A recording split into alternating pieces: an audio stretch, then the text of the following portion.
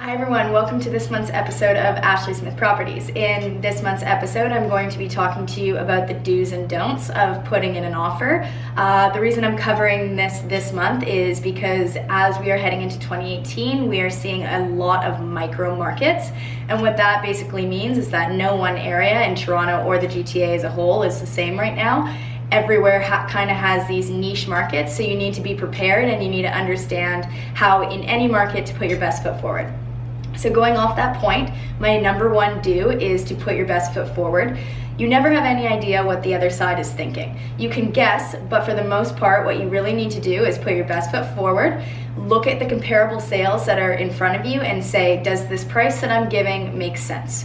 So the second do that I'm going to discuss is do look at comparable sales. If you're looking at the comparable sales of properties that recently sold in the area, properties that sold within the building itself, or properties currently available, you're going to be able to determine whether or not you're overpaying, underpaying, or paying the right amount. And this is the best way to ensure you are actually putting your best foot forward.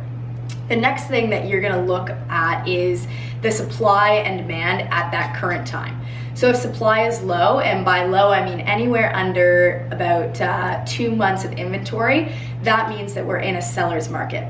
If we're at 3, we're around neutral, and if we're above that, we're in a buyer's market.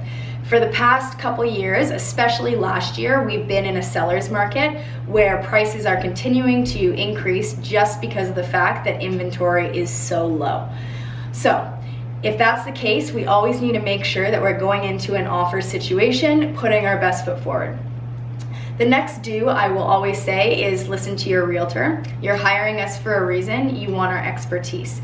If you don't want our expertise, then don't hire a realtor. But we are here to serve in your best interest, and we want to make sure that we get the deal done with you feeling extremely happy about everything that happened.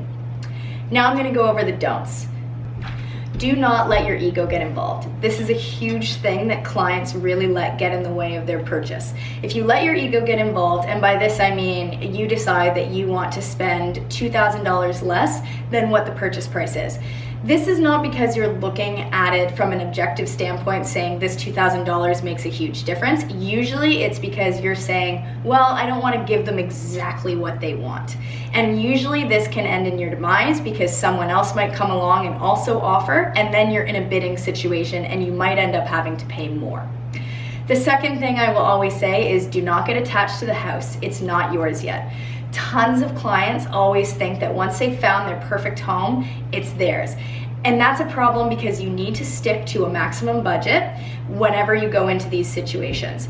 You need to say, this is how much the house is worth and this is how much I'm going to pay. If you have a situation where you're in an offer night, this can differ a little bit and you can end up paying a little bit more, but you still need to make sure that you're paying a price that makes sense based on the comparables and that you're not overpaying or breaking your budget. The very last thing I'll say on this topic is to never let anyone pressure you into taking conditions out of an offer. Conditions are what you put into an agreement of purchase and sale that could be a home inspection, it could be a status certificate, having your lawyer review the agreement itself, or financing. All of these things are put in to make you feel comfortable. If you are willing to waive one of them and you're comfortable waiving it to get a place, that's great, but make sure that's your decision. Anyway, I hope that this session was helpful and educational. If you have any questions, please feel free to email me at ashley.smith@royallepage.ca. Thanks for tuning in.